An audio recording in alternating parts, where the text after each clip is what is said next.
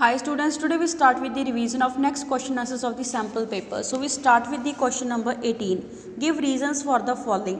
जैसे हमें यहाँ पे कुछ फॉलोइंग स्टेटमेंट गिवन दे रखी है, उनका हमें रीज़न बताना है कि ऐसा क्यों होता है. First is transition elements and their compounds act as catalyst.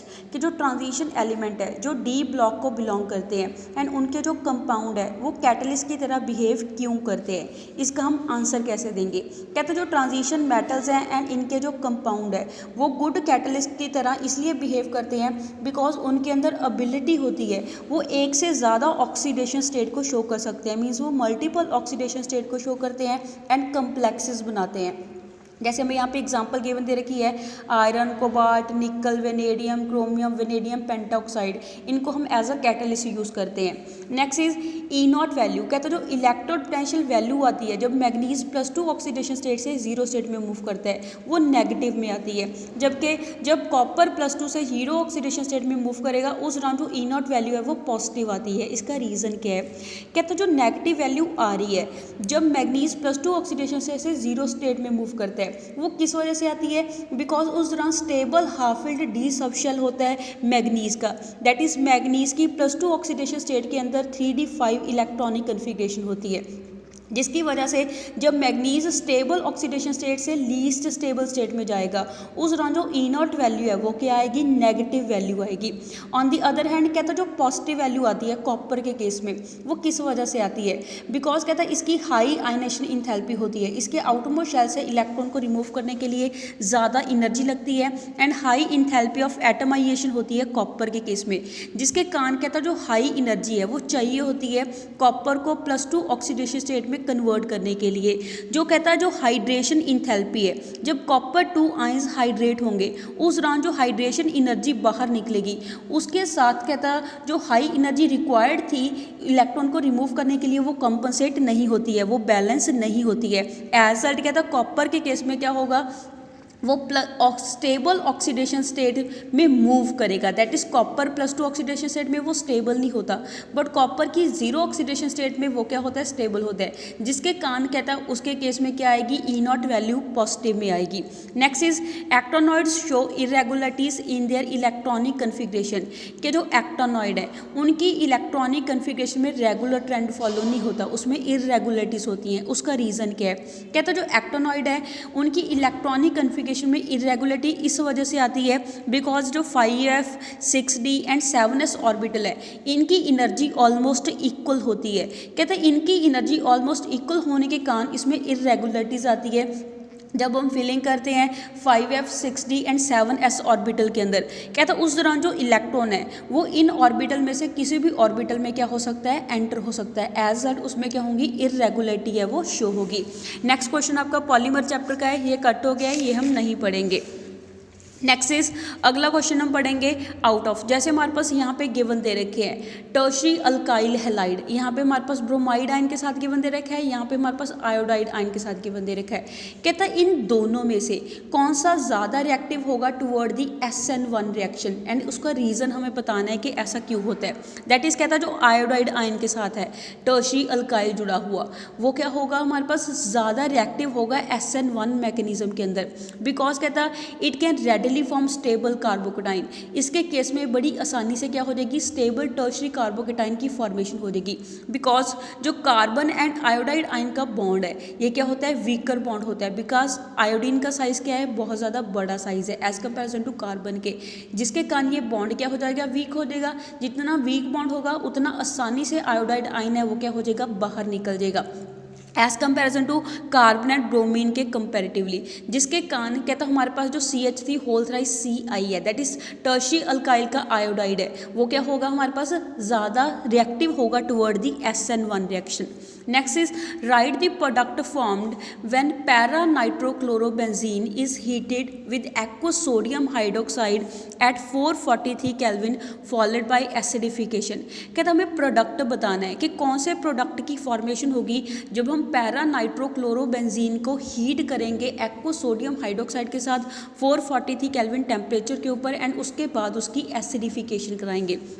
जैसे हमें यहाँ पे इसकी रिएक्शन गिवन दे रखी है। फर्स्ट हम क्या करेंगे, पैरा नाइट्रोक्लोरोबेंजीन का स्ट्रक्चर ड्रॉ करेंगे, that is chloro and nitro group. वो क्या है, पैरा पोजीशन के ऊपर पड़े हैं एंड उसकी रिएक्शन शो करवाते हैं एक्वा सोडियम हाइड्रोक्साइड के साथ 443 केल्विन टेम्परेचर के ऊपर। उस दौरान कहता है यहाँ पे हमारे पास क्या बनेगा, सोडियम फेनोक्साइड की फॉर्मेशन होगी।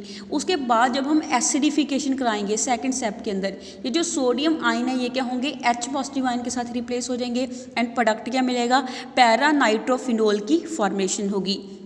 Next is why are dextro and laevorotatory isomers of butan 2-ol difficult to separate by fractional distillation method. कहता जो डेक्स्ट्रो एंड लीवोरोटेटरी आइसोमर हैं ब्यूटेन 2-ol के, उनको हम सेपरेट क्यों नहीं कर सकते हैं फ्रैक्शनल डिस्टिलेशन मेथड के साथ, उनको सेपरेट करना डिफिकल्ट क्यों होता है।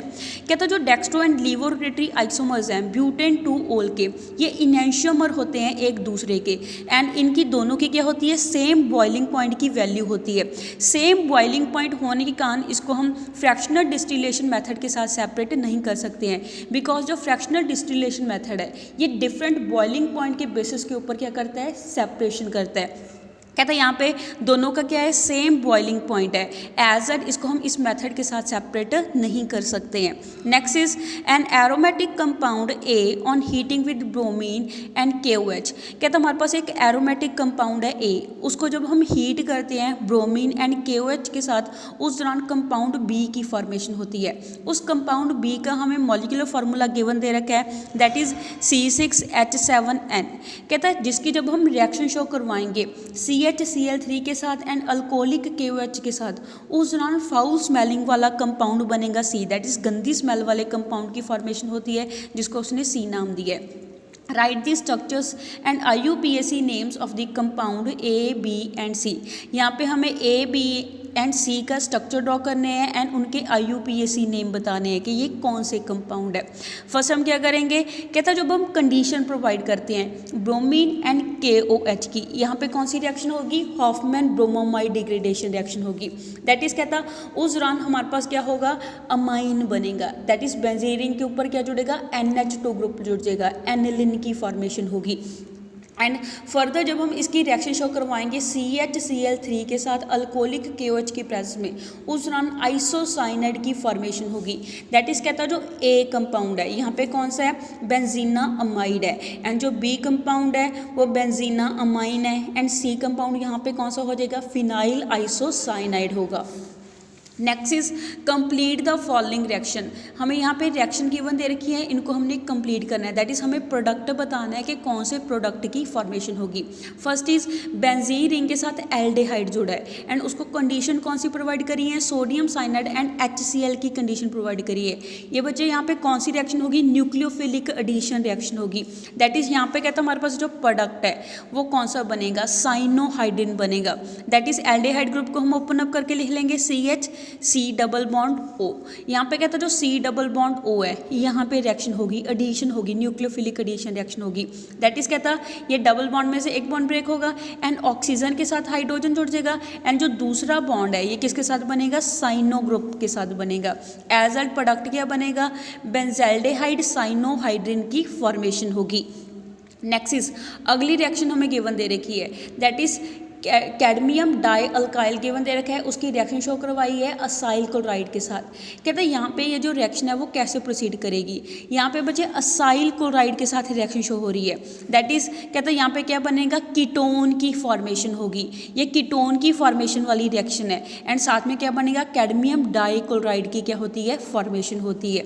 नेक्स्ट इज अगला हमारे पास गिवन दे रखा है, that is carboxylic acid given दे रखा है, उसको कंडीशन कौन सी प्रोवाइड करी है, ब्रोमीन की एडिशन करी है रेड फास्फोरस की प्रेजेंस में एंड उसके बाद उसकी क्या करी है, हाइड्रोलिसिस करी है। ये वाली जो कंडीशन है ये कौन सी कंडीशन है, हेल्वोल्ड-हार्ट्ज़लिंस्की रिएक्शन वाली कंडीशन है। दैट इज यहाँ पे क्या होगा, जो अल्फा हाइड्रोजन है ये किसके साथ रिप्लेस हो जाते हैं, हमारे पास हैलाइड ग्रुप के साथ रिप्लेस हो जाते हैं। दैट इज यहाँ पे क्या होगा, एक ही अल्फा हाइड्रोजन है जिसके साथ कार्बोक्सिलिक ग्रुप जुड़ा है, उस कार्बन के साथ एक अल्फा हाइड्रोजन होने के कारण यहाँ पे ये वाला जो हाइड्रोजन है ये किसके साथ रिप्लेस हो जाएगा, ब्रोमो ग्रुप के साथ रिप्लेस हो जाएगा। जैसे हमने पढ़ रखा है ना हेल्वोल्ड-हार्ट्ज़लिंस्की रिएक्शन के अंदर कि जितने भी अल्फा हाइड्रोजन होते हैं सभी के सभी हैलोजन के साथ रिप्लेस हो जाते हैं। यहाँ पे सिर्फ एक ही अल्फा हाइड्रोजन है जिसके कारण ये क्या होगा, हमारे पास रिप्लेस हो जाएगा ब्रोमो ग्रुप के साथ। So that's all for today, have a nice day.